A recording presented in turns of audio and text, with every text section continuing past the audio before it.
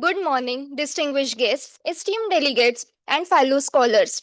Welcome to the 6th International Conference on Computer Technology, Management and its Applications, IC2TMA 2026, hosted by the Maharashtra Education Society's Institute of Management and Career Courses in collaboration with the University of Economics and Finance, Ho Chi Minh City, Vietnam. I am Arushi Dabli, currently pursuing my master's in computer applications at IMCC, and I have the honor to be your host for this session. We are convened here in Pune, a premier hub for technological innovation and academic excellence. Our deliberations today are guided by a forward looking vision to inspire and empower the global community of researchers and practitioners. To fulfill this mission, our summit serves as a collaborative bridge connecting the inspirational scholars present here today with a network of global leaders joining us virtually, spanning from California to Australia.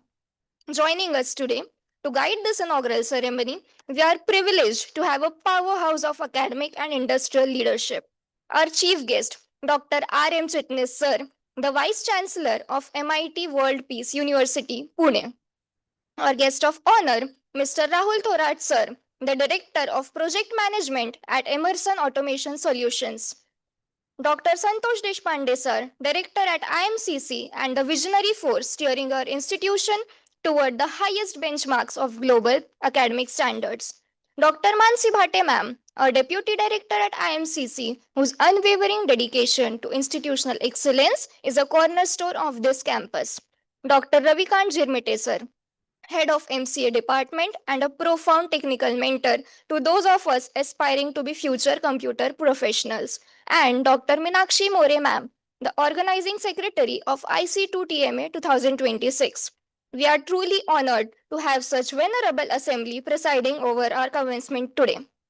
In the rich tradition of Indian culture, we begin every significant endeavor by invoking the spirit of wisdom and knowledge. Even as we leverage the most advanced computer technologies today, we stay rooted in our values.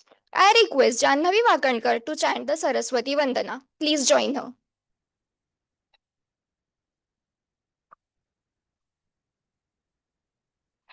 या कुण्डेन्दुतुषारहारधवला या शुभ्रवस्त्रामृता या वीणावरदण्डमण्डितकरा या श्वेतपद्मासना या ब्रह्माच्युतशङ्कर देवैः सदा वन्दिता सा मां पातु Saraswati Bhagwati निःशेषजाड्यापहा निःशेषजाड्यापहा निःशेषजाड्यापहा. Thank you.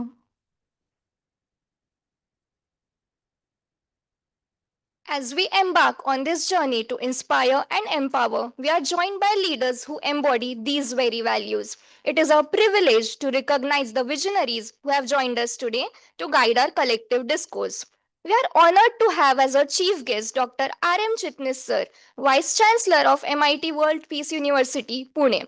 Dr. R.M. Chitnis has been dedicated to the noble field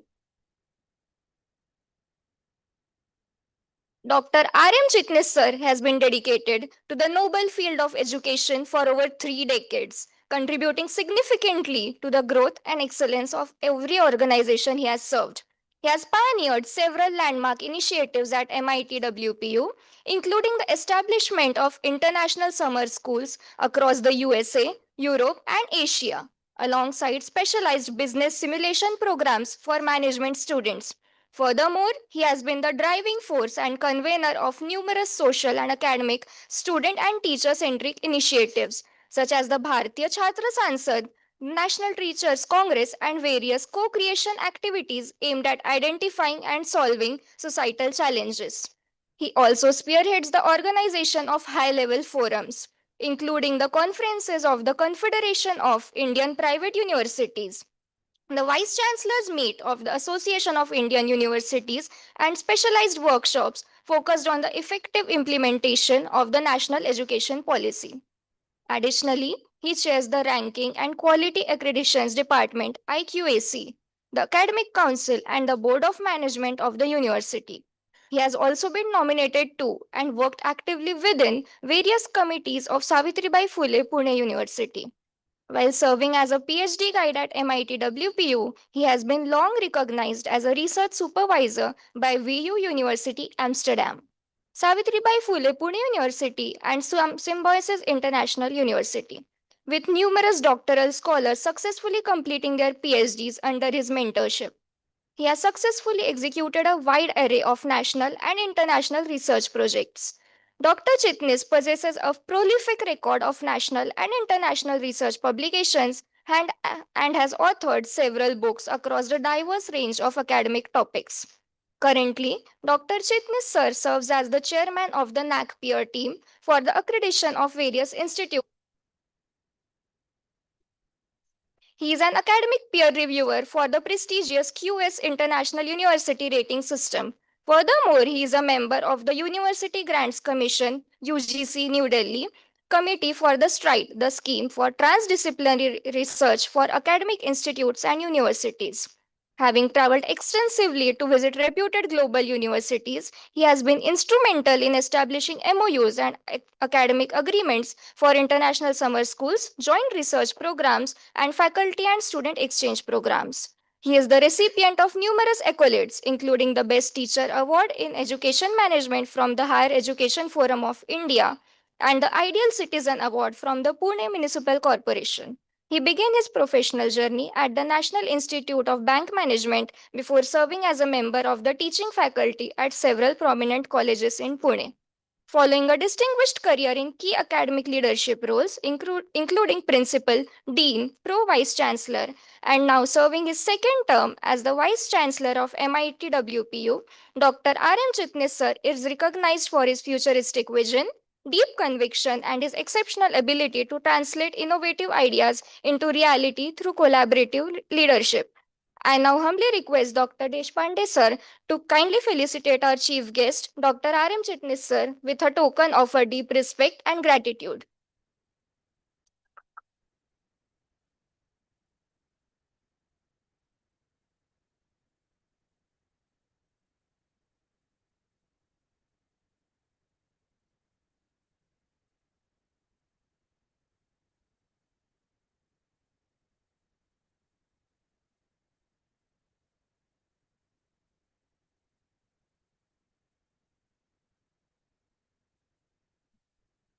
Thank you, Dr. Deshpande sir, for leading this warm welcome. When we speak of the intersection of technical mastery and strategic management, few exemplify this better than our guest of honor, Mr. Rahul Thorat sir. As the, di- as the director of PMO for project management at Emerson, Mr. Thorat sir brings a formidable 30 plus years of experience, including a remarkable 26-year tenure at Emerson itself. His career is a masterclass in global leadership, spanning 4 continents and over 12 years of international experience. Having lived and worked in the USA, UK, Ireland, Belgium, Dubai, Saudi Arabia, Malaysia, Singapore, and the Philippines, he truly embodies the global spirit of this conference. His domain expertise is exceptionally broad, covering life sciences, oil and gas, power, chemical, and the cement industries. Throughout these sectors, he has championed the adoption of cutting edge technologies, from AI and machine learning to data science and cloud infrastructure. His credentials reflect a commitment to excellence. A proud alumnus of VIT Pune in instrumentation and control, he recently completed a specialized studies in artificial intelligence and ML at IIT Madras. He is a certified project management professional, an Agile certified Scrum Master, and holds advanced certifications in the Scaled Agile framework and Lean Portfolio Management. Furthermore, as a Luma Design Thinking Facilitator and a recipient of the Emerson Global Leadership Honor, he is recognized architect of organizational innovation. But beyond the boardrooms and the technical blueprints, Mr. Thorat sir is a man of diverse passions. Whether he is capturing the world through photography, exploring new horizons through travel, finding peace in gardening, or enjoying the focus of a long drive, his interests reflect a personality as vibrant as his professional record. Sir, we are honored to have such a multifaceted leader to guide our dialogue today. We look forward to your address. Now, may I request Mr. Dr. Deshpande sir to kindly felicitate our guest of honor, Mr. Thorat sir, with a token of our appreciation and esteem.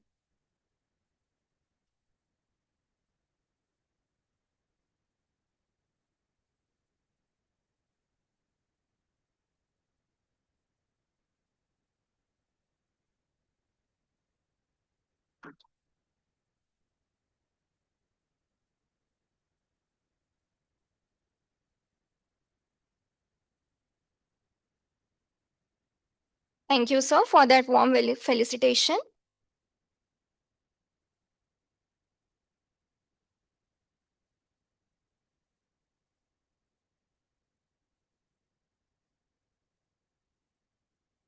Thank you to our dignitaries for that auspicious start to our proceedings. To officially inaugurate the academic discourse of IC2TMA 2026 and share the strategic vision behind this summit, I now invite Dr. Santosh Deshpande sir, Director of MES IMCC, to deliver the opening remarks. Under his leadership, IMCC has continued to flourish as a premier center for management and career excellence. It is his guidance and forward thinking approach that has brought us together on this global platform today. Thank you very much. So, good morning, all. Respected Chitnis sir, Vice Chancellor of MIT WPU, uh, Dr. Rahul Thorat sir, Director Project Management at Emerson Automation Solution, Fancy Madam, Ravi sir, all my dear faculties, delegates, and all my dear friends. Now, this is the sixth time we are organizing international conference, and every year we are improving in all dimension. We can say that this year actually we got 200 research paper all over the world, sir. This is a means two research paper from UK, two research paper from USA, one research paper from Australia, and so on. Means the globally we are now the IMCC International Conference is known globally. So that's why the people are outside people are coming and they are participating in this conference. Out of 200 papers, we have a very good team to which is selecting the research paper, scrutinizing the research paper, and checking the quality of research paper. We have a good team. Out of 200, we have selected only 100 papers for this conference. And this conference, the 100 papers can be presented in the conference, and out of 100, maybe the 50, 60 papers can be published, maybe published in good research thing. One more dimension this international conference is this year we got 100 research paper from our students. This is one more dimension of international conference. Our research field or the research department is growing in a different direction. Now the students also participating in that because our students are MCA and MBA student, and the students are participating with the 100 out of 100. Now we decided to give the 3 best research paper out of 100, and I know that my student will enjoy this movement as well as they can learn a lot of things from this. There's one more thing. There's one more is now this year we are collaborating with the University of Economics and Finance by Vietnam. Now the university is supporting us academically for this to organize this international conference. At the same time, one more dimension to add this conference may be successful after 2 days. These are 2 days conference. The number of research scholars or the keynote speakers all over the world they are participating in this conference. I just give some of the name. One is Bashir Khan. He's an online CEO of Next Oracle is director. He's from California, United States. Second speaker is Sandeep Tepte, is a pro vice chancellor of Pimpri Chinchwad University. One more speaker is Conor MacDonald. He is a database advisor. He's from Australia. He will deliver his keynote speak. Sandeep Rao is a VP of Applied AI. Major George is also delivering the lecture. He's a Dean of University of Economics and Finance, Vietnam, and so on. There are a lot of speakers are going to be delivered there. the two speakers actually, we are really delighted that Chitnis sir and Thora sir has given a time to us and they're coming for this inauguration session. I know that Chitnis sir is too really busy in different places, and the Thora sir also. What is the one more dimension Chitnis sir is talking about? His experience is more about the management as well as technology. And Thora sir, he is experience of all over the world, means implementation of the technologies on. So I request all my students and delegates, so you can take the most of the use of all these delegates speeches as well as advices, whatever they can deliver at the front of you. So I welcome you all for this international conference. I know that this 2 days conference we can enjoy in different levels, and we can try to find out something which is out of it. So I request all my students to enjoy this, try to understand what the industry people are saying, what the experts are saying to us. Thank you very much.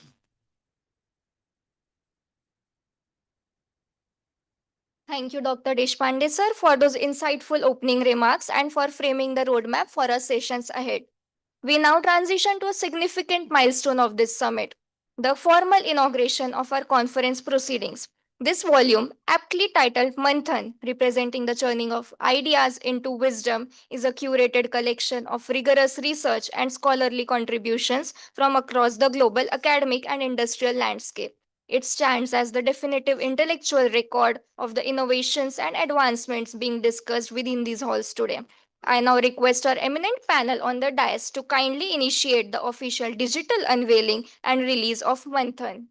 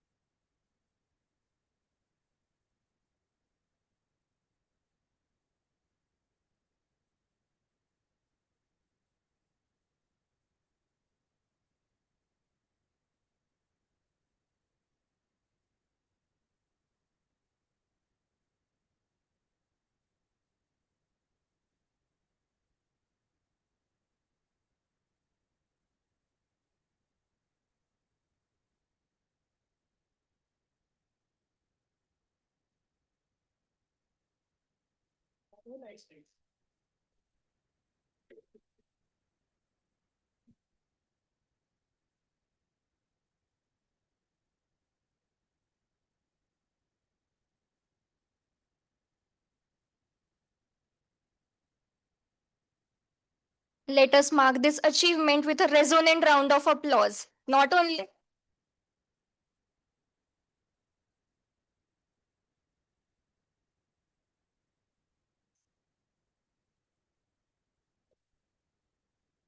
following that significant milestone of our proceedings, we now move to formal addresses of our inaugural session. I now request our illustrious guest of honor, Mr. Rahul Thorat, sir, to come forward and give us his address. Sir, please.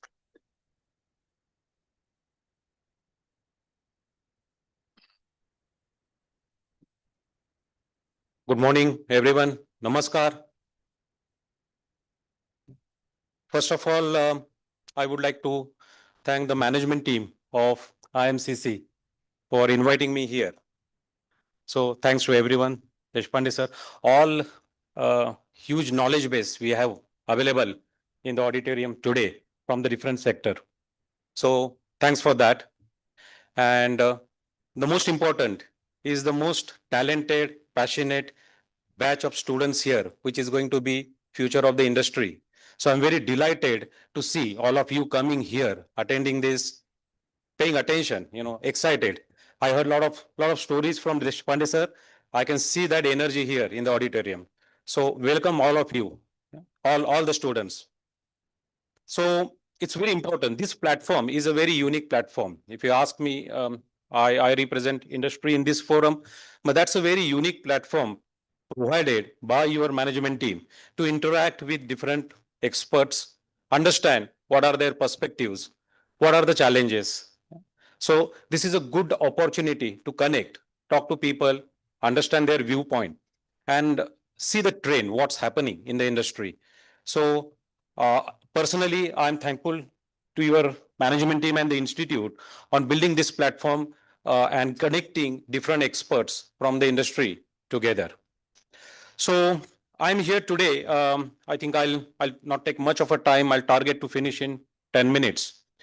But the idea here is today I'm going to share my own experience on what are the challenges in the industry. I'll be talking on artificial intelligence adoption, right? And what is your role? Because you are more interested in how those things are related to me, if I'm not wrong, right? So I'm a student, I'm a research student, I'm an expert. How this technology, what is there in for me?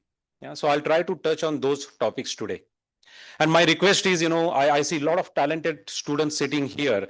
You can get some kind of insights on those challenges, what industry is facing, and see how best you can get into action. And I'm very confident. I've seen, this generation of having that intelligence, passion, and abilities to convert the technology into the actual product.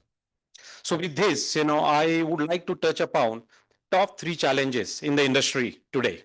There could be many more, but I just picked 3. So first, if you look at any organization, any professional organization, be it a small business, be it a big corporate, enterprise, or even an institute. Okay. So the first challenge, what I see is improving the profitability, productivity, and winnability. So these are the 3 terms. That's where the technology will come into picture.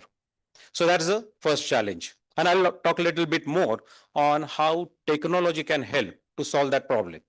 So you go to any industry, you talk on these things, people will be interested to know your story. So tell us more about this. How are you going to solve this problem? So that is the first problem. Second, it's not a problem. I can call it as a challenge. And that's where all of you can focus to resolve and get the solution to those challenges. The second challenge is on knowledge base. So today, if you see, say like people like me will be retiring, in another 5 years, 10 years time. And there is a similar trend in every industry. So the knowledge is residing in my brain and my, people like me who are in different sector of the industry. So what will happen to that knowledge? Is that knowledge available to the next generation? And what is the method? So knowledge is the second challenge, what industry is facing. So how part we will talk about this. And third, important is the data. So if you look at any company, any enterprise, any business, there is a lot of data available, right? But the challenge is there is no intelligence sitting on top of that data. Now you remember, like why are we talking on these challenges here, right? So what is there in for you as a student? You're learning, you're excited to build your career. Think from those challenges and see how best you can deploy the technology. Now let's move towards the technology part now. So technologies like artificial intelligence, machine learning, data science, all are the key technologies. And those technologies will be there for a certain period of time. You have seen that cycle. Technology keeps on changing. So it's very important for us to learn that and deploy that. So let's take the first challenge. Okay. What is meant by productivity? So today, a human is doing a work and it takes a certain period of time to finish the work, right? By use of these technologies, you can finish the work earlier. That's where the technologies like AI will come into picture. So if I'm doing a job, it takes me 8 hours to do a job. I can finish my work in 2 hours, as an example. That's where the productivity will come by use of these technologies. Now, if you are able to finish the work earlier, that's productivity. You will be able to deliver your services, your product, your ideas faster to the market. So what will happen? Your time to go to the market will get reduced. That's where your profitability will increase, right? So you'll be able to do the work in less cost and get the more quality output. That's where profitability will come. And that's where technology will play a key role. And third part, if you are productive, if you are profitable as an organization, you will be more winnable. So your ability to win more and more work will increase. Now, these 3 things, if you target and see whichever path you take, am I going to, solve these challenges? Ask a question, right? And that's where the future is. So this is a kind of concept applicable to every industry. Now let's talk about knowledge. So I talked about, knowledge is residing with a certain layer, how that can be made available to the students sitting here. And that's where large language model, all of you heard about ChatGPT, OpenAI, and multiple large language models are coming. That is where the knowledge is now made available to every individual. My urge is utilize that opportunity. In my era and almost everyone else, we never had this opportunity of digital media that's available to you. So that is a second advantage technology is bringing, getting that knowledge of industry, process, applications across the globe, yeah, at your desk. So leverage that. How part we will talk a little bit later. Now the third part is database. So the data is related to the talent, people, process, product. All those are sitting inside the industry on different systems. There was no method available. There were methods available, but not smarter enough.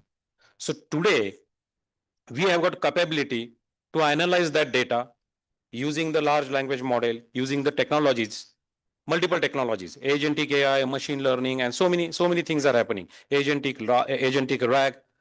That data is now processed with the use of technology, and insights are given to the decision-making team. So what's happening for today's management, it's very important that they should take the right decision at the right point of time based on the historical data.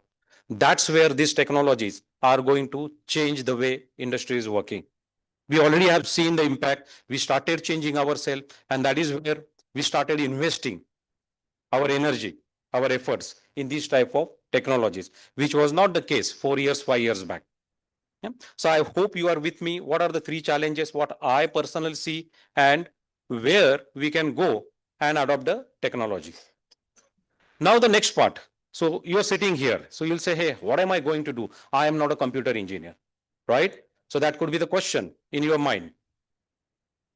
The answer here is I strongly believe that the problems are solved by the functional team, functional people who knows the domain. So that function could be from a life science industry, from a oil gas industry, from a software industry. So people who understand that industry, who belongs to that function, they exactly know what problem to solve.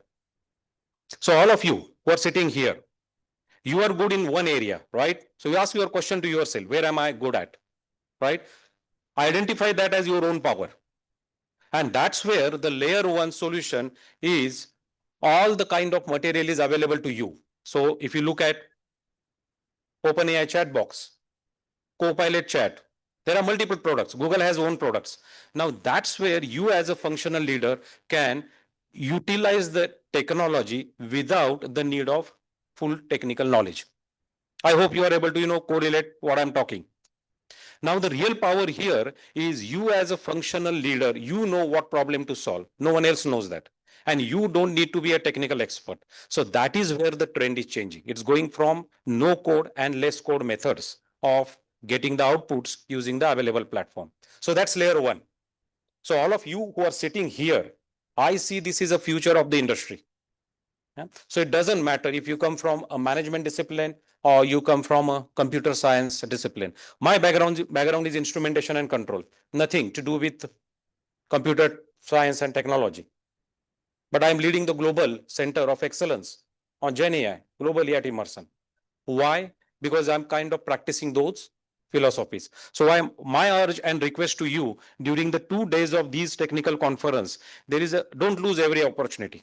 These opportunities are there. Understand from experts their vision, why they are talking it, and correlate with you. Yeah? So I hope you are with me. That is a layer one in terms of gaining that knowledge. Now the next layer is some of you will feel that, okay, hey, I'm really interested. I want to do something more here. That is where agentic architecture is going to take place. And I heard Chitnis sir is going to give a guidance on that part in his speech. So that's layer two. Again, you don't need to be an expert. So you can go get some kind of basic knowledge and start building your own agents, agentic architecture, and things are changing rapidly there. That's layer two. Now, layer 3 is that's where the specialized roles will come. That is where you need to be more technical. So I know that some students are here from MCA background, and that is where the roles like architect, AI architect, Gen AI developers, prompt engineering, those machine learning engineers, those roles are opening up in the industry. So that is where you can build a kind of commercial grade applications covered by security, guardrails, scalability. So that's the layer 3. So I hope you are with me so far. So what we have talked now, we talked the industry challenges. Now I covered that, okay, what is the role of you as an individual and how far you can go? There is no limit. All right. So that is more on the competency part. Now the third part.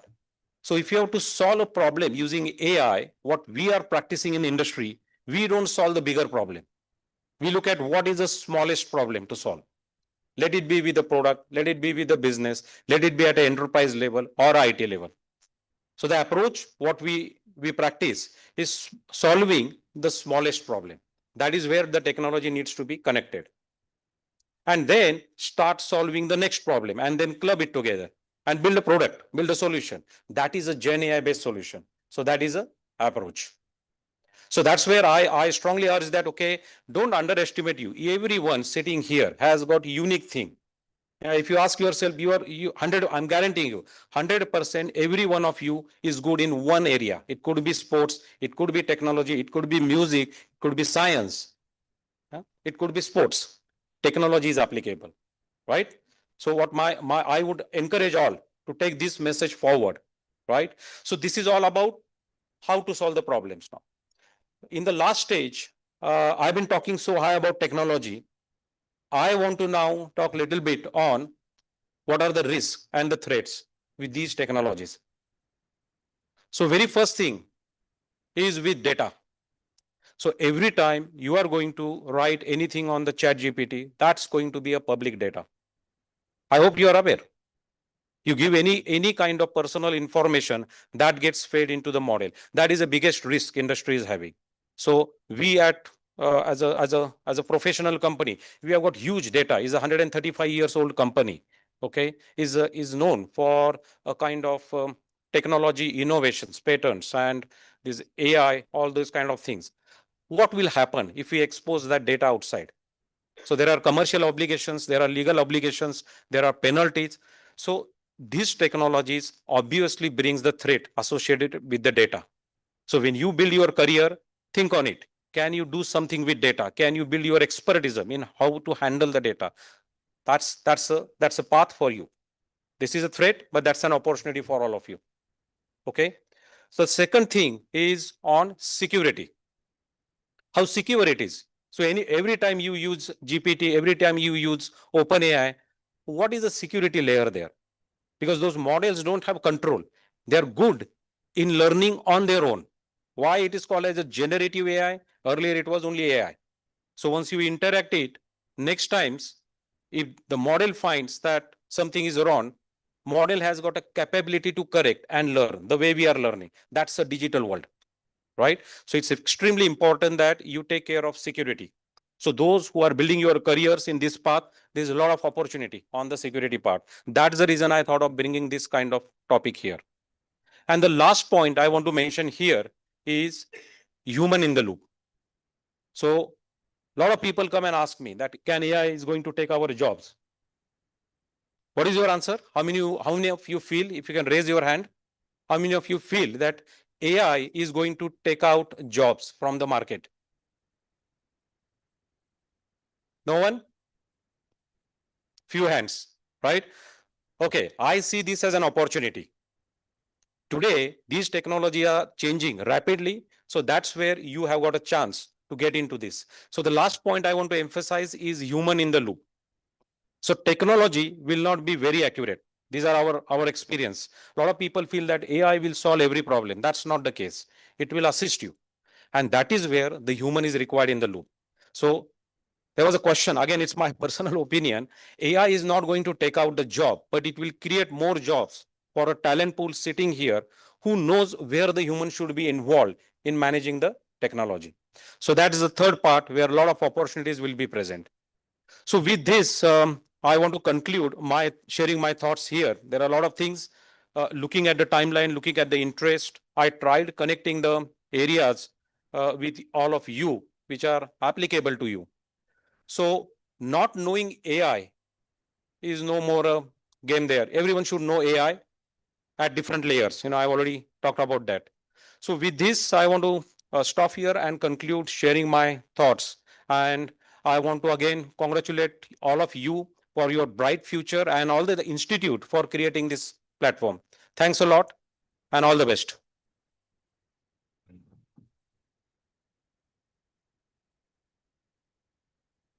Thank you, Mr. Thorat, sir, for that vital industrial context to our discussions and sharing your inspirational experience with us. I am glad to announce that one of our keynote speakers, Mr. Bashir Khan, sir, has joined us digitally from California. A very good evening to you, sir. I now have the honor of inviting our eminent chief guest, Dr. R.M. Chitnis, sir, to the podium.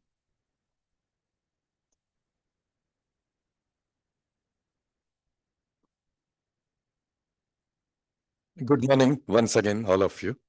Wonderful lecture address by Honorable Sri Thorat sir. I also learned many things, and you too. At the same time, I was going through this Manthan 26, which was just inaugurated, and I see 73 wonderful articles. I was going through the titles and abstract, and I could see that starts with agentic AI, then predictive AI, then review of encryptation, then shift left quality engineering. And there are many which are into banking, mindful leadership. They're also into prediction of industry results, so on and so forth. So it's a harmonious mix of computer and management. That is technology and business. The very apt Manthan 26 because your title of the conference is International Conference on Computer Technology Management and its Applications. Let's all congratulate Dr. Deshpande sir and entire team sitting here, Dr. Bhatti, Dr. Jirme, for having last 5 such conferences, and this is the 6th one with a round of applause. Yeah.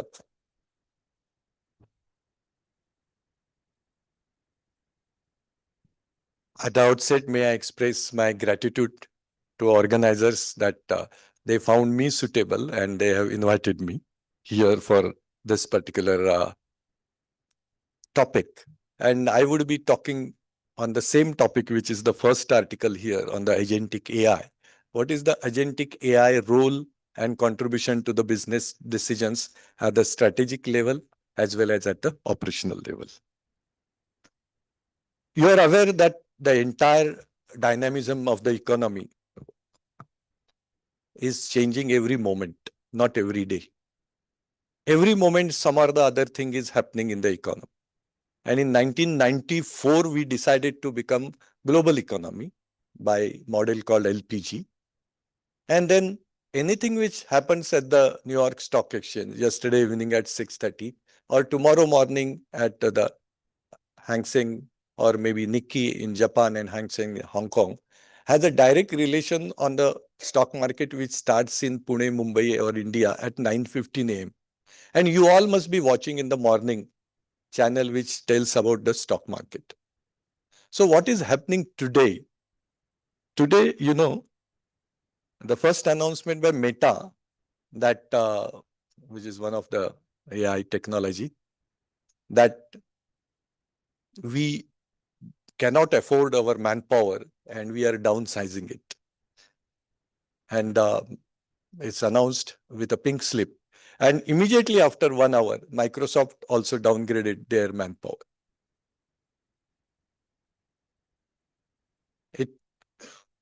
It could be not a good news to MCA, but it's a good news as Honorable Kharat sir told, it's an opportunity. So who is losing job? Those who do not listen carefully what is agentic AI. Either on the technology side or on the application side, you should be comfortable. And one of the first runner then only your life or career will be made. Then what is happening today? At 9:15, our stock market is down, Nifty is down, as well as Sensex is down. Nifty Bank is struggling. What is happening? Let's see after 1 hour or 2 hours when you have a lunch break, what happens to the economy of India today. The third thing is happening is yesterday evening or today morning, Iran has attacked Pakistan. Sudden and complete new development. When they were mediator between Iran and USA, suddenly Iran attacked Pakistan. At the same time, you will see that yesterday night or today morning, when market is struggling to hold rupee price, which was 92 in last week, and our rupee has gone down again to 94. Today morning's rate is around 94 rupees 23 paise. We have to work in this dynamism, this dynamic environment. And if we cannot listen, if we cannot understand, and we don't know which kind of agentic AI I can use, then probably we are allowing others to go ahead in our career. And that's why concentrate on yourself. No one will help you in this world to go up in the ladder. Only you can help yourself. And if you cannot concentrate, then only God can help you.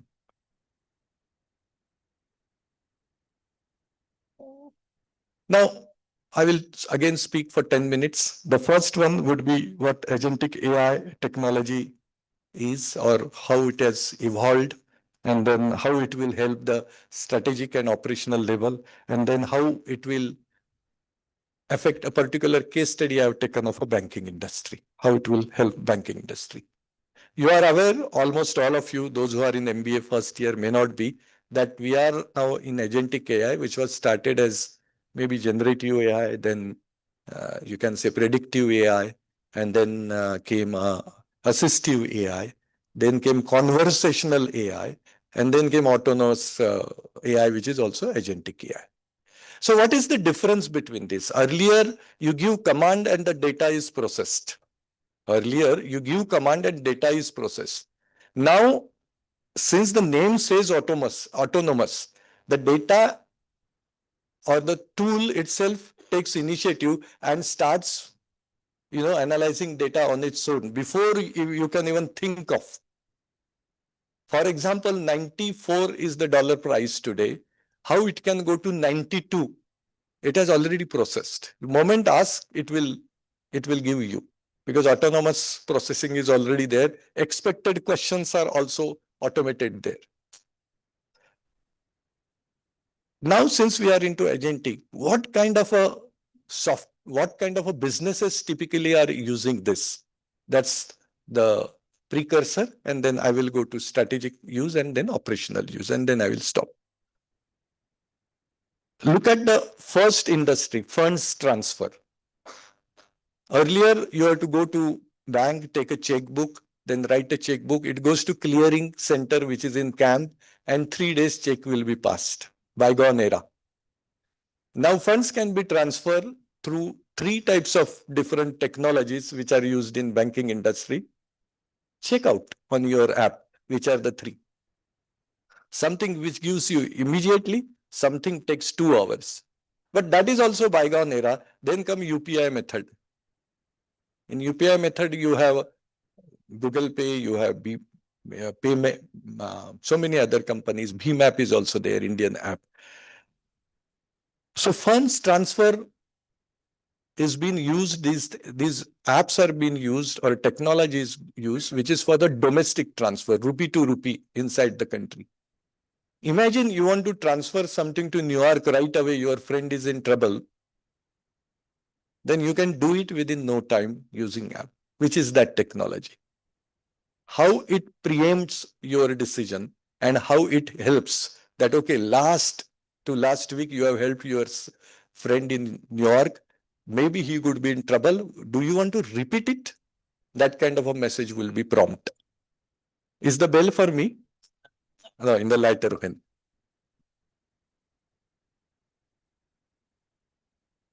Come to digital media. Digital media is a big thing that is directly hampering the young generation.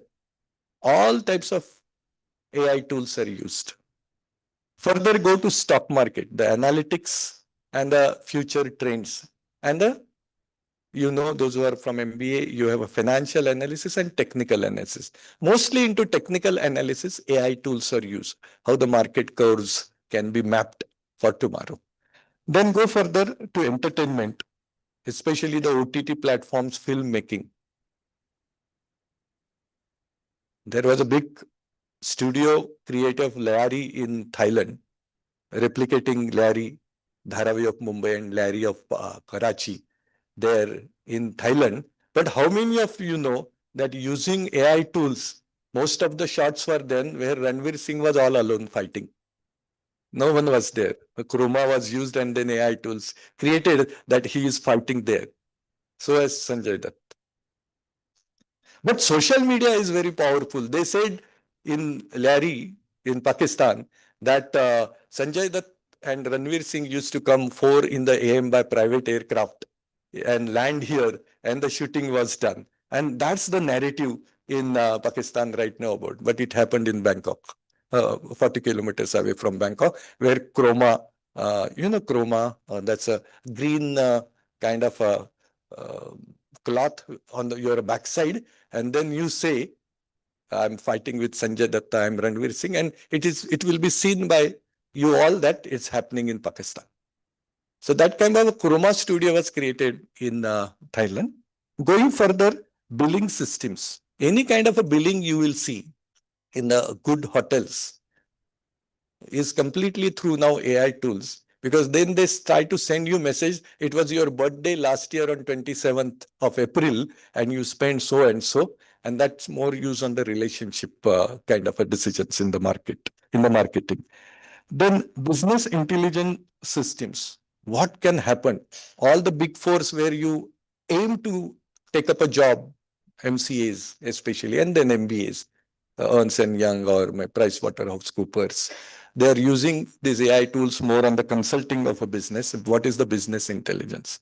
Suppose you have 10,000 crore rupees with you, you want to start a Bajaj Auto style motorcycle here in Kothurud. What kind of a things can happen on the intelligence side of the business before you enter into business? Customer relationship management. This is going to be a very big area in AI. I'm going to speak a little later on this also. Supply chain management, another opening. My request to all of you that please Google about supply chain management. Take a short course or insist your management that we want to, you may be already having, but some more credits can be given in supply chain management and agentic AI in the supply chain management.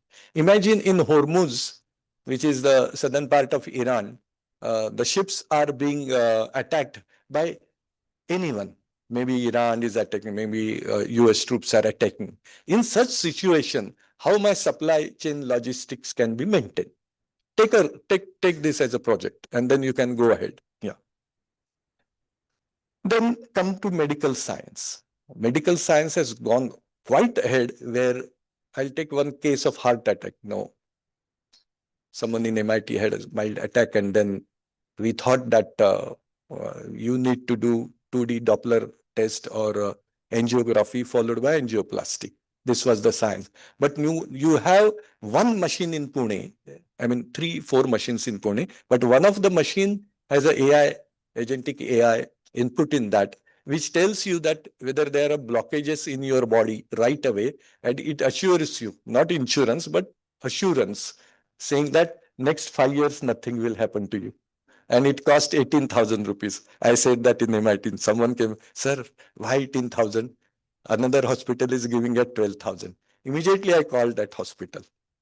I was thinking of all leadership of MIT can go through that test, those who are seniors.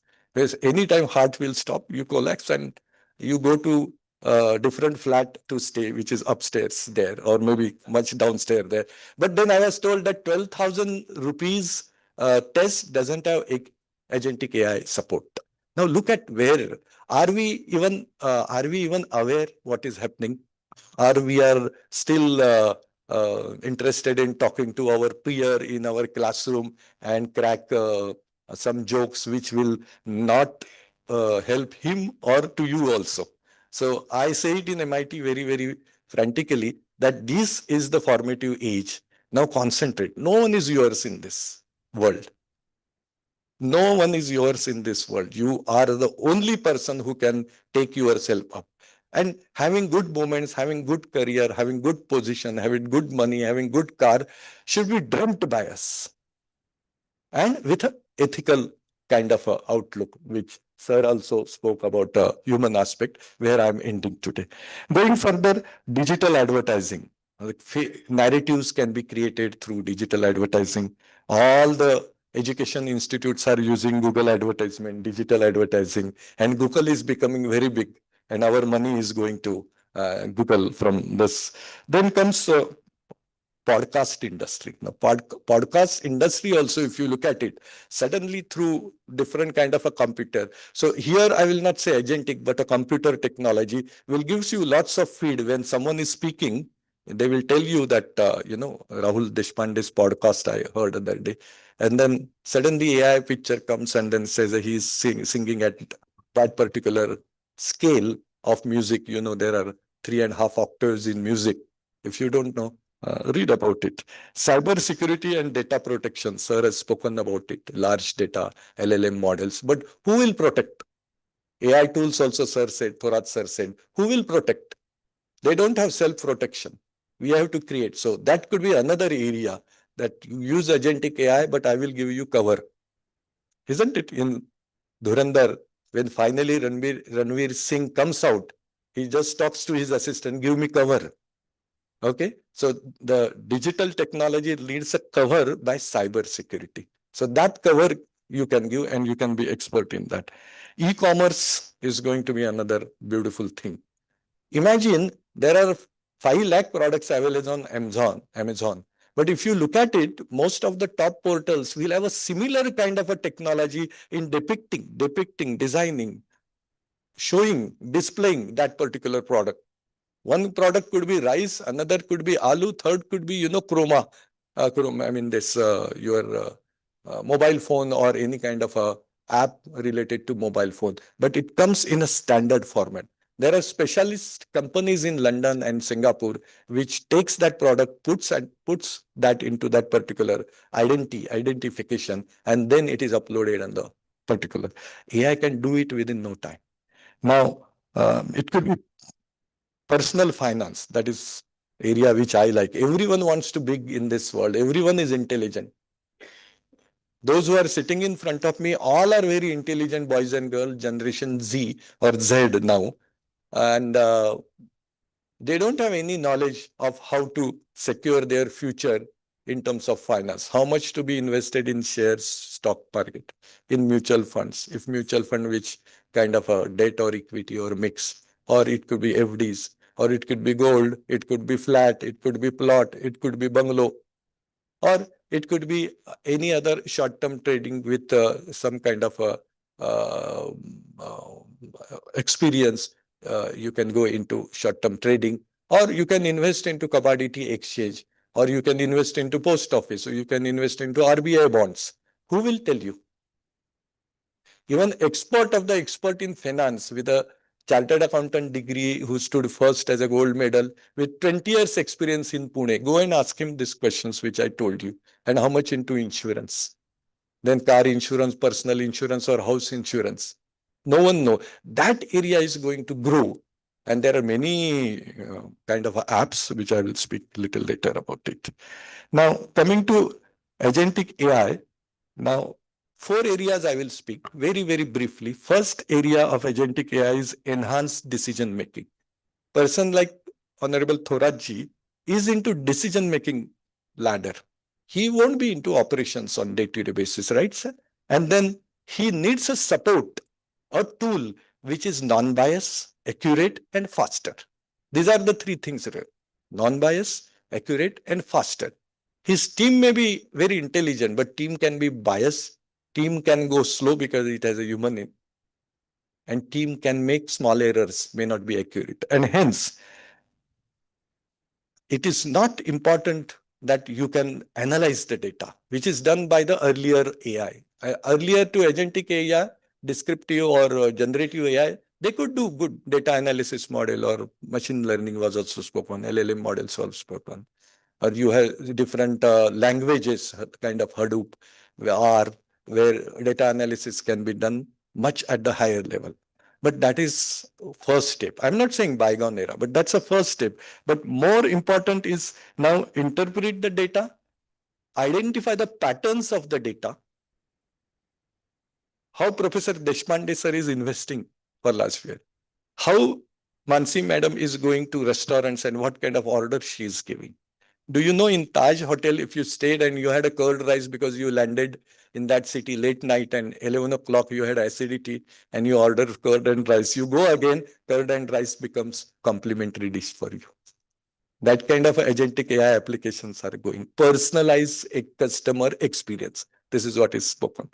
So I'm talking of data analysis as the first step, which was done to earlier AI, but it should interpret, identify patterns, and recommend strategic decisions. Thorat sir, before the team comes inside, has already asked agentic AI, very advanced agentic AI, not the free version or something like that. And then he will say that I need to make changes in inventory today, and I want to have a different kind of strategies because my phone called Apple 17, suppose he's head of Apple, is not working in Africa, and these are the reasons. Do you know Apple 17 doesn't go, which is a normal telephone in Pune Kothurud available, because Africans want a different color. So golden and then red, these kind of telephones are made by Apple for different, which is called as a different market segmentation. So Thorat sir has already taken that decision, and team is whispering that how come boss knows everything and he has come out with this. That is called as a strategic decision. Whether we should stop Vietnam production and shift it to Chakhand. Can your team do that? You cannot. And you can't depend on team for such decisions. I was just telling 162-degree programs, UG, PG, PhD in MIT, we reduced to 152. Which 10? Patterns, analysis, responses of the customer. Now, that time you have to take decision as a head. And thereby, if you have a very less time, then depend on agentic. Manually also you can do it. Human brain is superior, no doubt about it. But we are talking about faster, accurate, and non-biased. As a human being, every one of us can go bias. So this was about strategic decision. Second is seamless process of automation. We are talking about robotics production. You know that manufacturing is done in a digital way. Are you aware? That means Mercedes-Benz, which is manufactured in Chakhand, Pune, is controlled from Germany. S-class. All other C-class, B-class, A-class can be done in Pune. But S-class is a very advanced model of Mercedes-Benz. When it is manufactured in Chakhand, it is controlled from Germany itself. Now, we are talking of seamless process of automation. That is second. Identify inefficiencies. Who is inefficient in this? Because you are in Mercedes-Benz. Who is inefficient? Which department? Where the? We are not taking action. We are not suspending, but find out where inefficiency is there. Then create solution for that inefficiency. Third is workflow. That if these inefficiencies are traveling between the workflow, how to improve the workflow? And then optimize. What we are trying to optimize? The process. There is another kind of optimization which is called as improvisation also. But that optimization is different. Third one is personalized customer experience. Earlier data, which was done by predictive or generative models, that was actually analyzing, suppose ICICI has some 20 crore accounts, or joint accounts are 10 crores, husband and wife. So roughly they have some 30 crore persons data. So they can divide it into ABC category. Premium, they will give wealth account. Second, priority account. And third is normal account.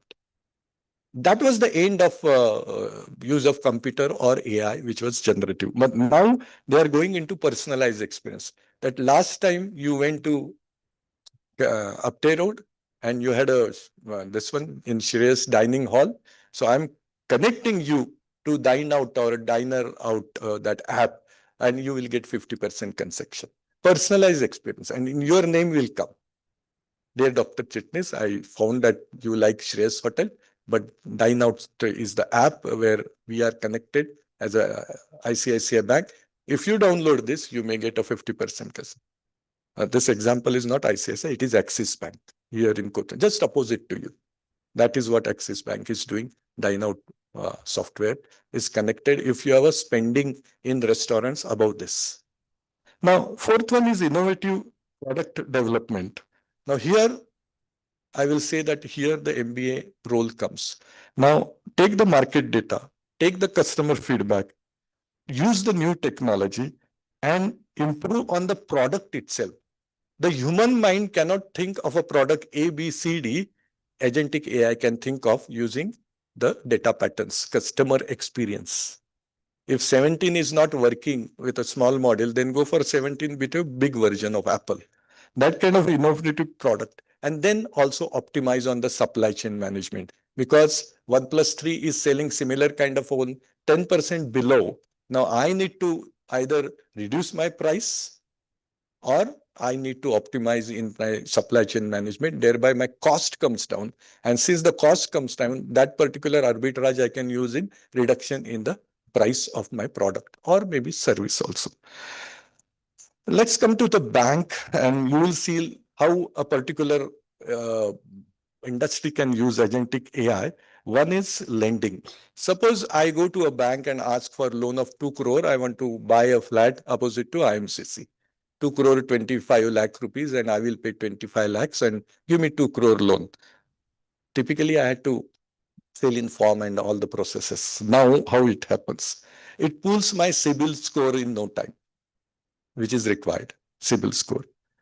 Then it pulls my bank statement. It pulls my expenses pattern because not more than 60% I'm supposed to, because 30% will go against the EMI when I take the loan, the futuristic idea. Then my cash flows are tagged. Then my GST and IT returns are tagged. And then it drafts an approval for me.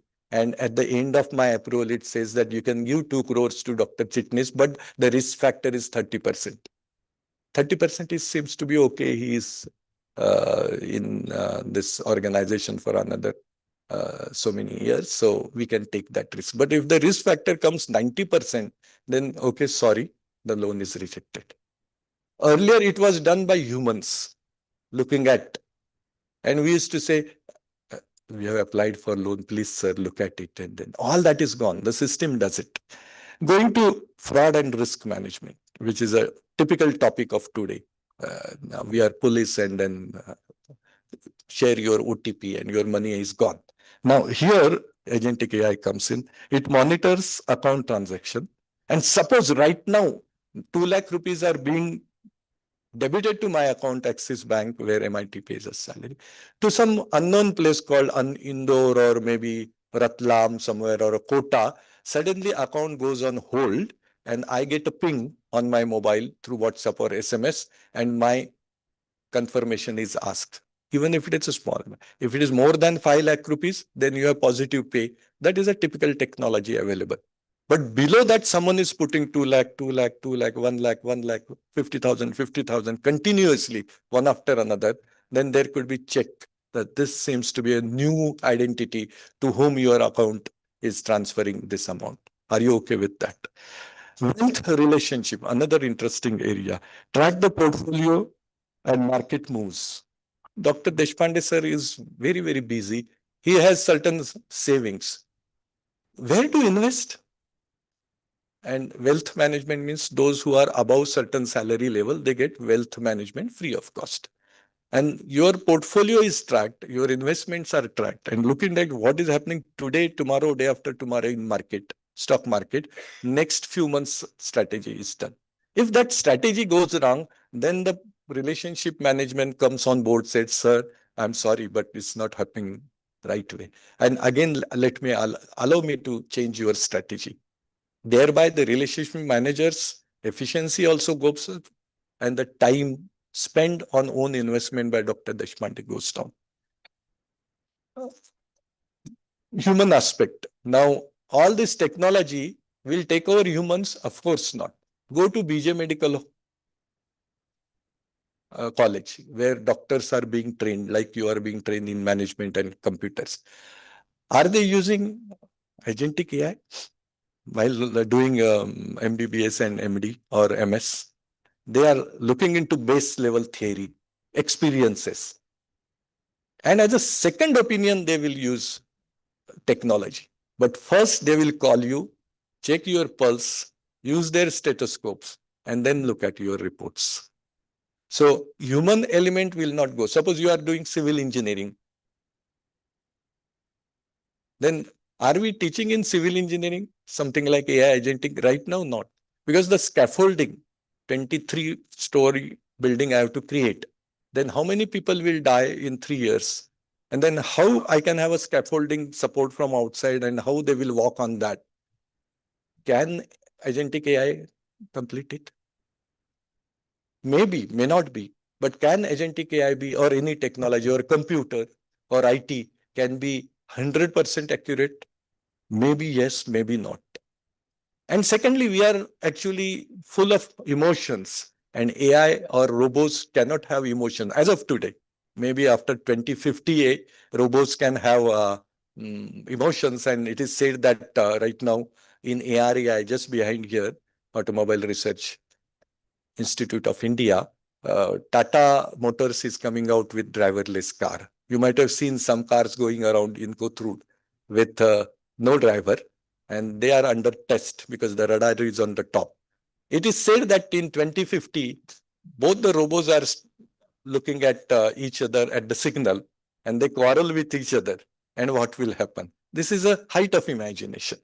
And it is also said that one is male and one is female robot. They will have love with each other at sight, at the signal. All these are height of imaginations. It may happen, may not happen, because a robot is a neutral gender or gender neutral. But it is very interesting to use such anecdotes to share in the classroom because teacher get attracted towards students' mind, and it is teachers that particular thing. I came across an article called Ethical Champion, AI Ethical Champion. Now, Harvard Business School, which takes typical kaleidoscope or the cross-section analysis of this particular technology and the impact on the business. And Harvard Business School journal should be there in your library. 6 months back, they have come out with article called, AI Ethical Champion. Honorable Thorat sir said, you learn that technology. I echo that. You learn technology, but make use of that in the most ethical way. Do not create fake narratives. Do not give miscalculated data. Do not take incorrect decisions, or do not have any fake promises to any organization or any human being.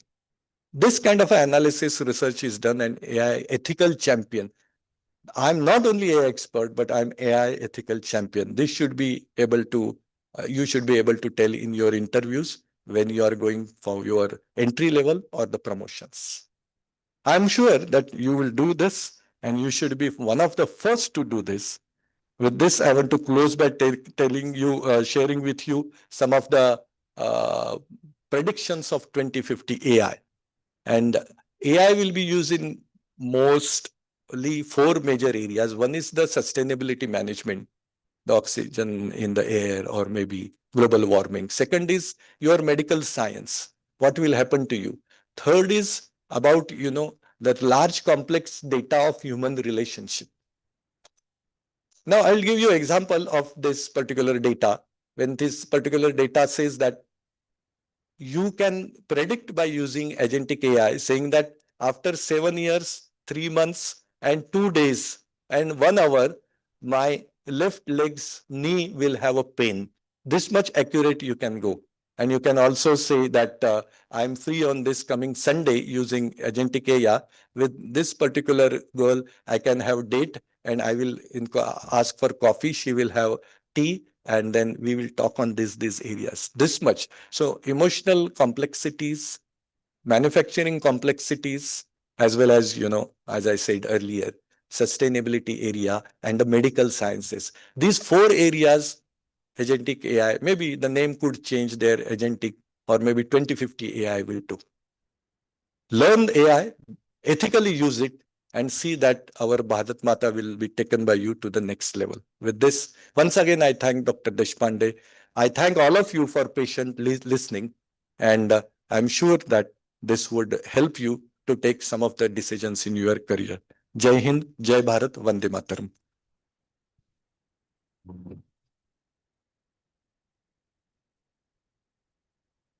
Thank you, Dr. Chitnis sir, for sharing such a comprehensive view of the global tech landscape. Your address has set a high standard for our technical discourse today.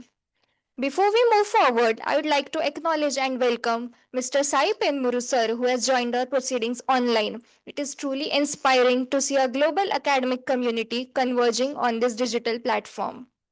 To conclude our inaugural proceedings, I now invite Dr. Meenakshi More ma'am, Organizing Secretary of IC2TMA 2026, to deliver the vote of thanks.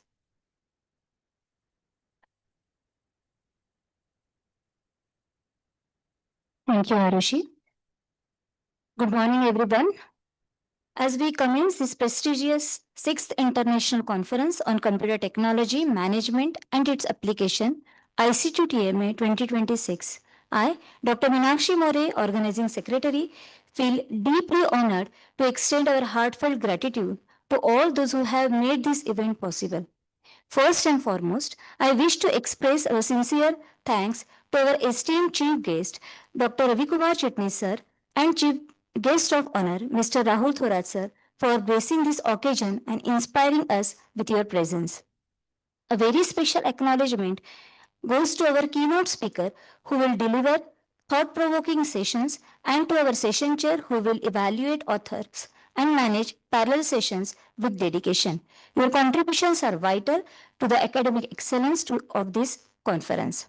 Our deepest gratitude goes to Director Dr. Santosh Deshpande sir, Deputy Director Dr. Manasi Bhate madam, and Dr. Ravikant Jirmate sir, Head of the MCA Department, for their invaluable guidance and support, which have been instrumental in making this international conference a resound success. Heartfelt thanks to all IC2TMA 2026 organizing team members for their unwavering dedication and continuous support. Special thanks are due to our dedicated organizing committee and volunteers. Your tireless efforts in managing technical aspects and ensuring smooth execution have been truly commendable. I also wish to acknowledge the contributions of my colleagues, the non-teaching staff, and the auditorium authorities for their support in facilitating this event seamlessly. I heartfelt thank you to the authors who submitted their research papers. The response was overwhelming. 200 papers received with 100 accepted after the rigorous review process. The exceptional quality of submissions and the enthusiasm of research presenting today are truly inspiring. Finally, we extend our gratitude to all participants and attendees join us from across the globe in online mode. Your active engagement and eagerness to collaborate make this conference vibrant and enriching for everyone involved. Thank you all once again for your support and guidance. Let us look forward to an inspiring and successful conference. Thank you. Thank you, ma'am. We are now transitioning to our keynote tracks. While our technical team configures the system for next presentation, please feel free to use this short interval to exchange thoughts with your fellow scholars on the morning's addresses. We will resume shortly.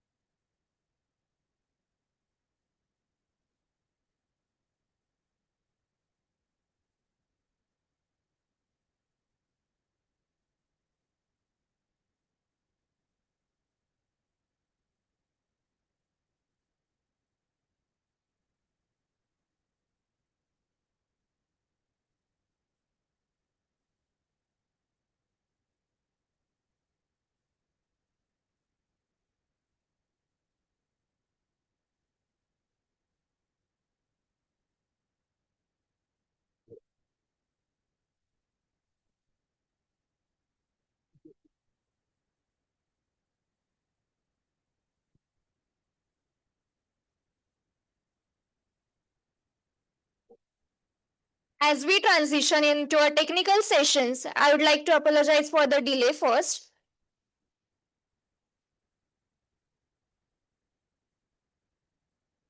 We now cross a digital bridge to Irvine, California, to welcome a true titan of the enterprise technology world.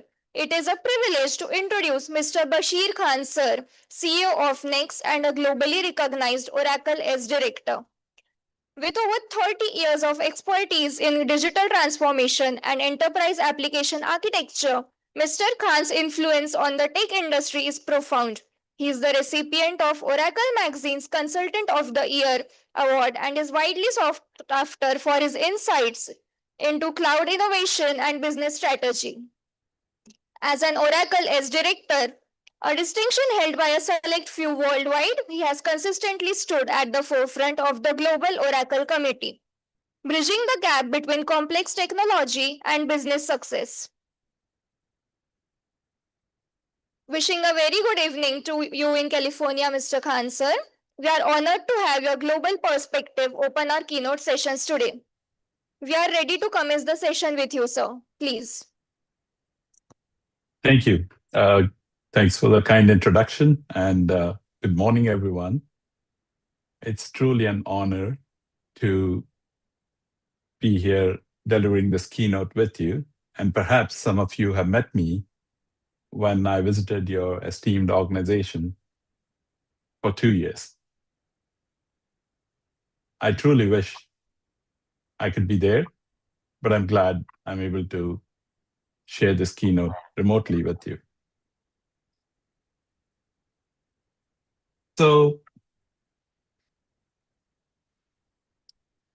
my keynote is about the convergence of AI, cloud, and data. Now, each one of these have independently transformed technology. But together, they're rewriting the rules of computer engineering. In this keynote, I Excuse me, wish to sir. explore. Sure, go ahead. Excuse me, sir. Could you please increase your voice, please? Thank you. Okay. How about now? Can you hear me okay? Yes, sir. All right, great. So in this keynote, I'm going to explore how the convergence of these three is shaping careers, industries, and the future of our profession. And I appreciate the opportunity to walk you through a few slides explaining that. So why does it matter? Historically, each of these have been taught separately and managed as independent silos. Today, they're inseparable. Every major breakthrough that you see, ChatGPT, autonomous vehicles you heard will be out there on Indian roads soon, real-time fraud detection. Examples like these, all of them require these three to work together. And engineers who understand only one of these domains will be limited. Those who understand the convergence will lead. This, by far, this is the defining skill set for modern computer engineering. That's why I thought it'd be a good topic to go through with you today. Let's look back. When I started my education, the computers that you see today and the iPhones were not prevalent. I'm one of those folks who actually worked with punch cards on an IBM mainframe. And over time, you've had innovations in hardware engineering. We had the evolution from structured programming to databases. And then came the internet era, and then cloud native architectures. And today, it's all about AI. Go to any major vendor's website, talk to any customer, every single one of them is talking AI and how AI-infused, data-driven intelligence systems are required in any industry. So the profession has fundamentally changed, as you heard from our esteemed guest, chief guest. And it's not just about the tools, it's also about the questions engineers are asking. And today's engineers need to design for outcomes and decisions. And it's not just about automation and computation anymore. So let's look at each one of them. Cloud computing. Cloud has democratized access to enterprise-grade hardware and infrastructure. Where in the past, if you need a lot of compute power, you need a room full of servers that took months to procure and configure. These can now be provisioned in seconds with cloud computing. And this has become a backbone. It's really important for AI. The cloud provides the compute necessary to train and serve models at scale. And if you look at the industry leaders, you'll see services like AWS SageMaker or Azure ML or Google Vertex AI make this AI development accessible to teams of any size. So cloud is no longer just infrastructure. It's a launchpad for intelligent applications that are powering industries worldwide. So that's cloud computing. Next, let's talk about data. That today is the raw material that makes AI possible. Take any model, it needs a lot of data to learn and become valuable. But not all data is created equal. Volume of data without quality results in poor models. Also, if there's bias as to how the training happens and you're only exposing the model to certain data sets and not able to provide other data sets, it could result in biased outcomes. So if you look at data, there are truly three dimensions. One, which we talked about, that is the data is the training fuel for AI. Next, what's critical is data quality, ethics, and governance. You just heard about being an ethical AI engineer. Last but not least, data engineering has become one of the leading careers that could benefit you in future. Further down this keynote, I'm going to talk about what paths exist for you as you complete your education and embark on your professional journey. We'll touch on that in a little bit. So when it comes to data engineering, we are talking about pipelines, warehouses, lakehouses. All these are foundational infrastructure that every AI system relies on. Last but not least, AI. It's often misunderstood as a replacement for human intelligence. You were just asked the question, is that going to eliminate my job? No. It's better understood as an amplifier. It started out with rule-based automation, and then machine learning came in. Then you heard of deep learning and generative AI.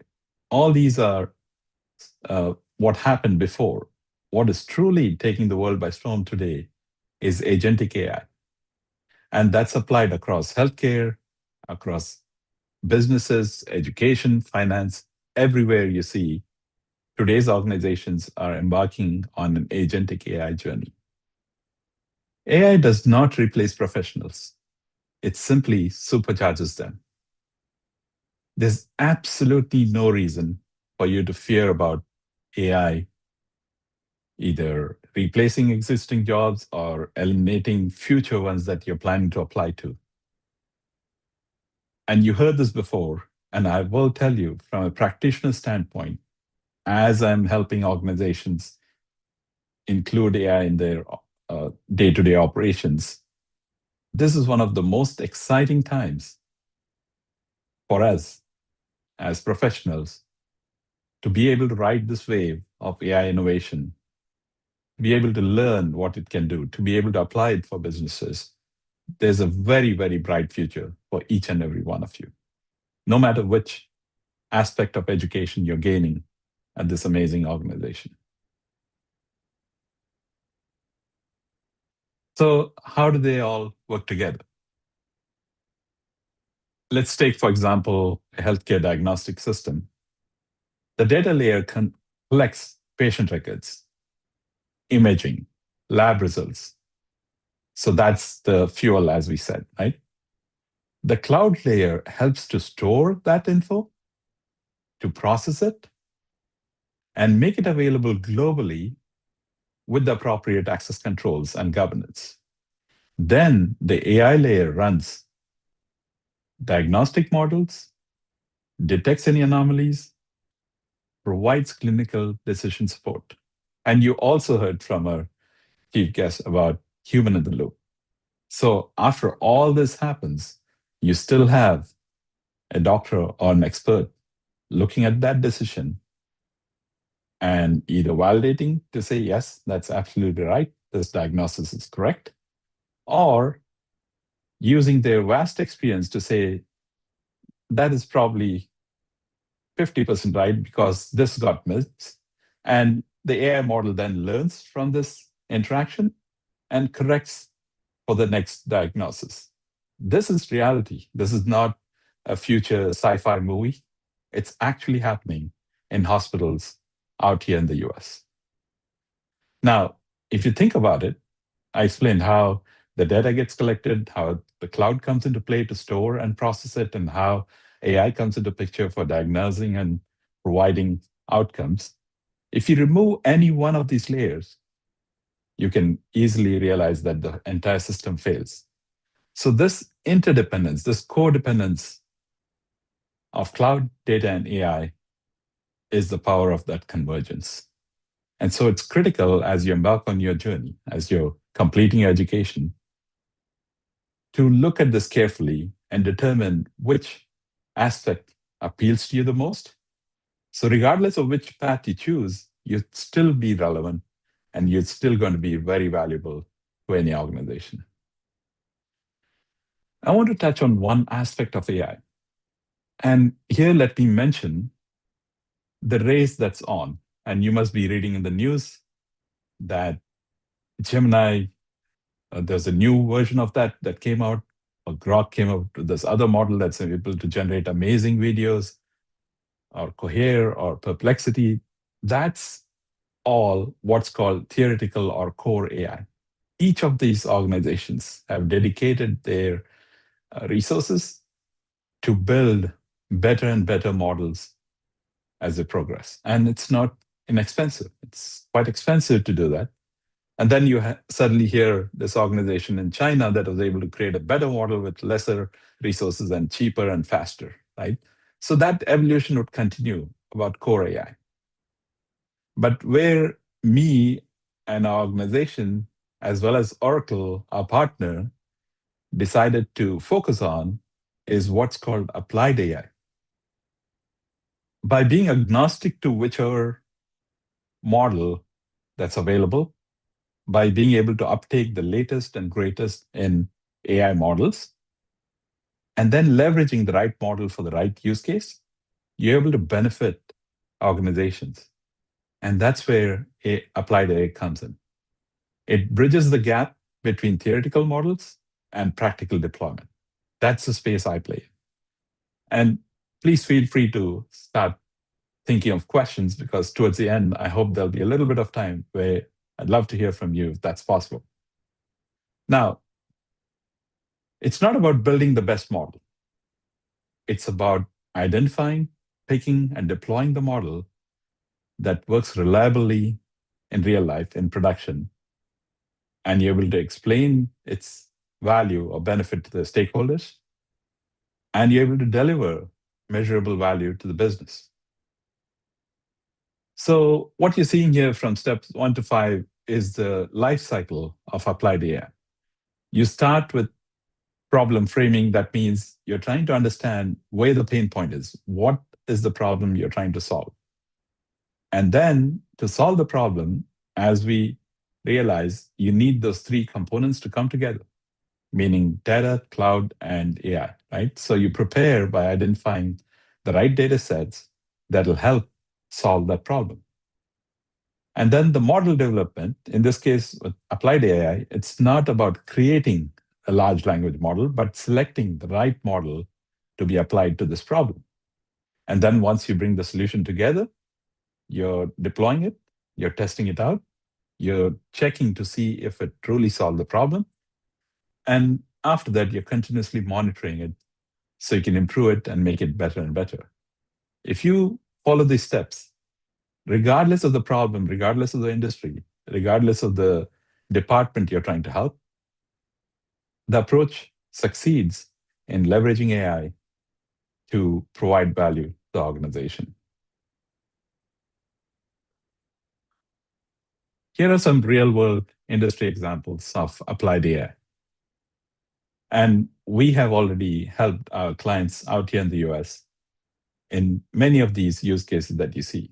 So be it healthcare, where we talked about one of the examples where it can diagnose and identify any diseases just by looking at an X-ray image or CAT scan, to monitoring patients or identifying drugs and so forth. That's on the healthcare side. Then on the business side, a majority of our work is with businesses more than healthcare. And this is just a very small subset of what AI can help with. And you heard our chief guest talk about supply chain management and optimization. Definitely a great area to focus on if that's something that interests you. And last but not least, we're seeing a lot of schools and colleges, even elementary schools, middle schools here in the US, embedding AI in the curriculum, using AI to deliver better curriculum and helping students as they learn. So these are different paths that you can choose. And these are not future. This is happening as we speak today. I mentioned this before. Let's talk about you. In terms of broadly career paths, I decided to pick these 4. You could become a cloud engineer, where a majority of your work would be in the cloud portion of the 3 components we talked about, namely data, cloud, and AI, right? So a cloud engineer is responsible for maintaining the infrastructure that powers AI. And there's a huge demand for these skill sets. And it's not just about putting the machines together, it's also about solutioning it and figuring out which components are able to work well with which aspects and so forth. Or you could choose to be a data analyst.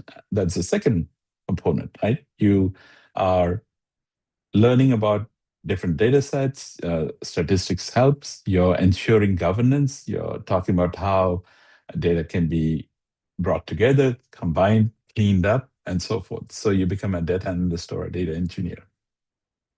And the third component, of course, is the AI part, right? There you're learning the different mechanisms that make a large language model work.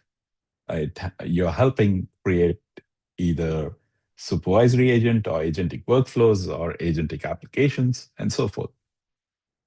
And last but not least is a cross-functional aspect where you have truly understood the importance of all 3 working together, the convergence of all this, and you become a cross-functional leader that's helping teams of cloud engineers and data analysts and AI/ML engineers come together and create solutions for your organization. And that right there is also where the career path would lead you eventually to become an ethics expert or a governance expert, helping organizations with it. The possibilities are limitless. Don't think AI is out there to get your job. You hear news items about students dropping out of school because they feel that AI is going to, be able to do what you're capable of and take away jobs. That is simply not true. That's just a reporter trying to, promote their news article. The reality is students out here, and I'm sure you and other students in India as well, are seeing the capability, are seeing the possibilities, and you will truly benefit from this and supercharge yourselves to help companies leverage AI. Now, it's not just about being a technical person either. You can pursue a role in terms of management and leadership. Perhaps not to begin with, or maybe as you complete your master's in computer application or business administration, you could start to pursue a leadership role. So it's no longer enough to understand business strategy. Leaders today need to truly understand decision making, the risks that these models pose, AI ethics, and so forth. So, broadly speaking, the three aspects: you need to ensure responsible AI governance that addresses any bias, fairness, and explainability. So, if the model does something, you should be able to back it up. The second aspect is trust building. You got to make sure that these solutions that you put together using AI are trusted and there's no hallucination, and your organizations and users are benefiting from and truly believe it's advantageous to use it. Otherwise, it's not going to work. And last but not least, that human in the loop you heard, where there's a need for this human and AI collaboration, where the new model is to augment the workforce. So by addressing one or all of these three aspects, you would become a leader who understands this, and you can build organizations that use AI responsibly and competitively. There are two things I always mention when I deliver any presentation or keynote. And this is a crucial principle that's often overlooked. Traditionally, organizations would extract data and move to a centralized AI processing location, right?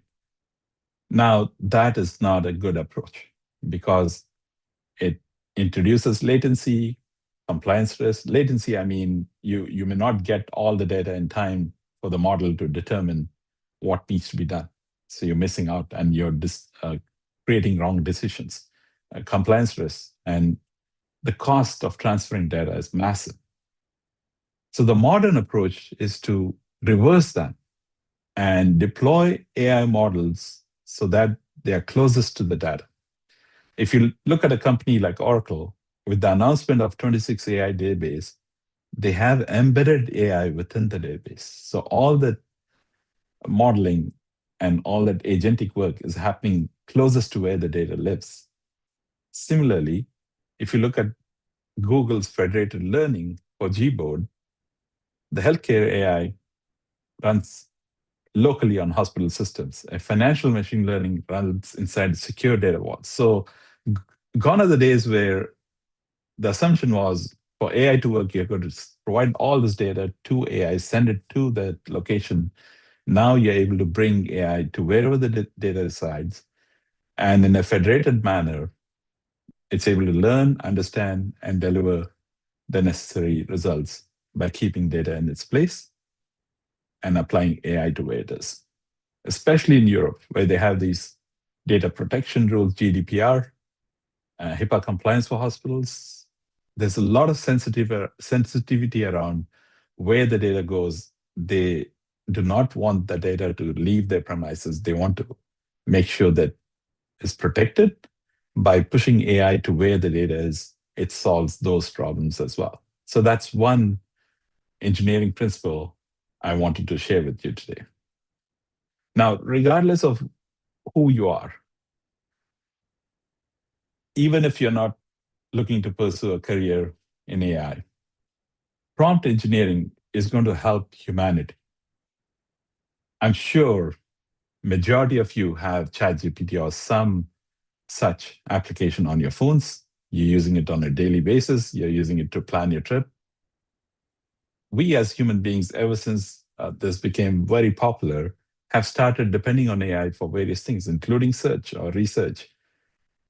Prompt engineering is about making sure you ask the right questions and you craft the questions in a manner that AI will give you the most effective response. And it's an art and a science. So if you're looking for that one takeaway that will help you in future, whether it be personal life or your professional life, focus on prompt engineering. What does that mean? You're learning how and you're teaching others how to define the questions that are asked, regardless of which technology, which company builds AI agents or agentic workflows or agentic apps. At the heart of it, right next to where they select the large language model, in order to make it do the work properly, you'll see a place to type in a prompt. In some cases, these prompts could be multiple pages, thousands of words. But the key is to make sure you are crafting it, you're engineering it, you're asking or defining it in a manner that gives you the optimal result. Just because you built an agent and you had a prompt and it's working fine does not mean your job is done. As you're monitoring, you may have to go back and revisit the prompt and improve it. So every AI solution has prompts included in it. Every single workflow. This is a soft skill. This is a skill that will never go waste if you focus and learn about it, and you're able to become an expert in it. You'll become a highly sought after resource for those companies who are leveraging AI. So look into it. Use ChatGPT to ask about prompts, and that's the beauty of it. These days, our team is actually using AI models to write the weak prompt, upload the weak prompt, and say, can you improve it? How can I make this prompt better? So imagine that, using AI to generate prompts for other AI engines. And that's prevalent today as I speak. So for all of you who are looking at this bright future, it's a simple formula, right? You start out with strong foundations, as you're doing with your education at this institute. But then after you graduate, the learning never ends. I begin every day by saying that I'm going to learn something new today, and learn continuously. There's always something new to learn. The most precious thing that each one of you, each one of us has is time. Don't let it go waste. If you have the opportunity, get certified, learn something new, go to an online course, read a blog, participate in any opportunity to learn more. And last but not least, the adaptability mindset, because technology comes in waves. Something changes. What you learned 6 months ago may not be relevant today. So success comes to those who are willing to, one, keep your finger on the pulse of the change, and you're able to adapt and absorb and leverage that change. So don't forget these two aspects in your life. Learn continuously and always look to adapting new things as they come up. Let me conclude by leaving you with these three key takeaways. The convergence of AI, data, and cloud is what is defining modern engineering now.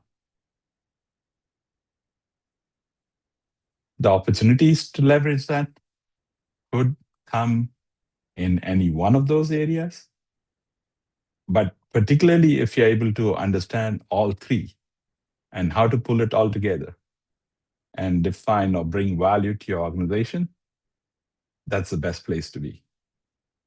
And you, each one of you in this room, are the innovators of tomorrow. It's truly an inflection point in history of how technologies evolved. And with the advent of AI, you have an incredible path ahead of you where you can build, experiment, and lead and provide solutions to humanity at large. Your role is very, very important. And I think I'm speaking to an amazing set of engineers, data scientists, and AI leaders who are going to make the right choices and decide how best to serve humanity in future. And technology is truly just a tool. It's we, the people, who give it purpose. With that, I conclude my keynote. if possible, I don't know if it's possible, but I'd be happy to take any questions. What interests me is, what is it that excites you the most about this convergence? Are there any concerns that you may have? And I'll leave you with that. Thank you.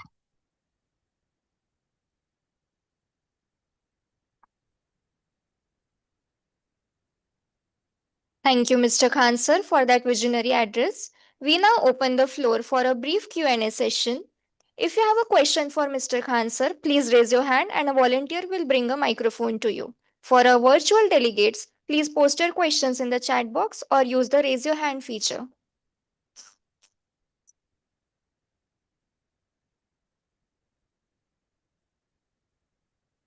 Hello, sir.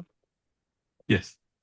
So, good afternoon, sir. So, my question is that what are the biggest challenges in the making AI system trustworthy? As a student, how we can make it trustworthy and make a good environment for them? Absolutely. Great question. So as you're defining these AI models and engineering solutions, how do you make sure it's trustworthy? Excellent question, right? So when AI began, our job was huge in terms of making it trustworthy because the models would constantly what you call hallucinate, meaning you ask the model a question or make it do something, and if it does not know how, it'll simply come up with some fake answer just to please you, right? So that was happening a lot.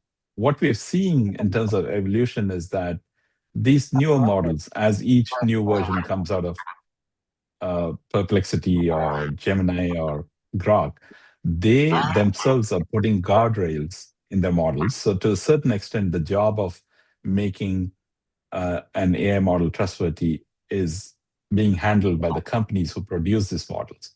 But our job is not fully done, because once that's done, the model can still deliver incorrect results. So in a way, if you go back to what I mentioned, the key would be to provide the right data sets, high quality, and that needs a certain amount of data engineering.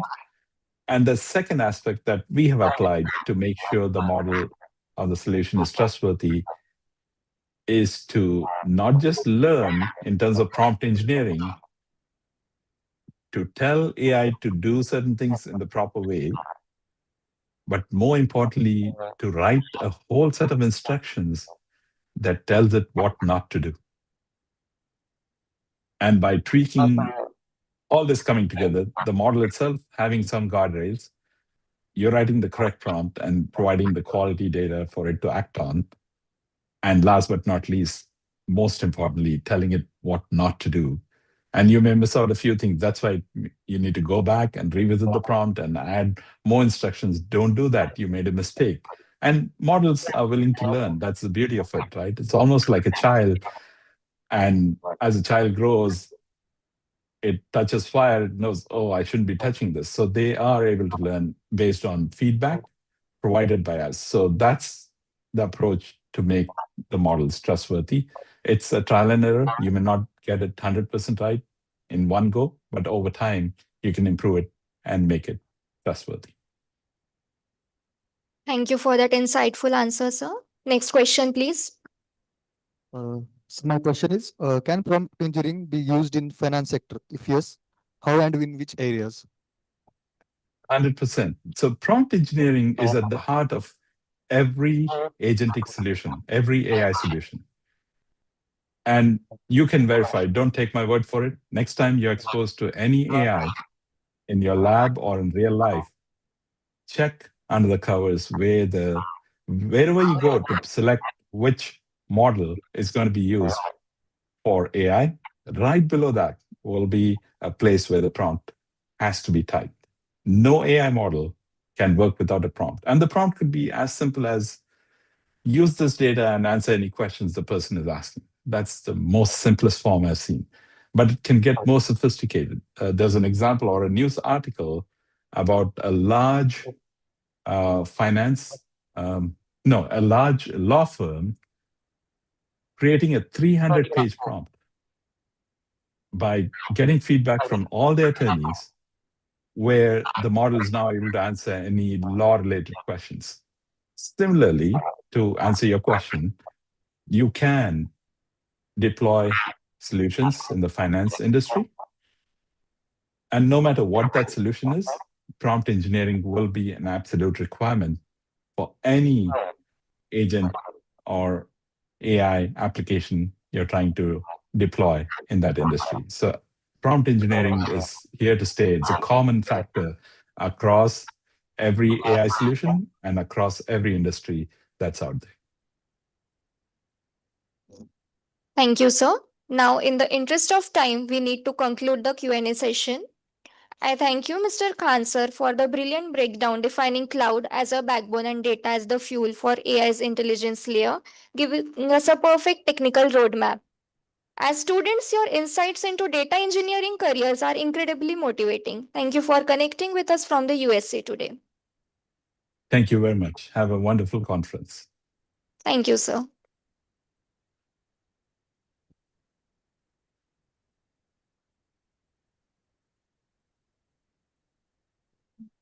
As we conclude the morning sessions of IC2TMA 2026, it is now time for a scheduled lunch break. Lunch is being served at the parking space for all the guests. Juice is also being served for all the students at the parking space.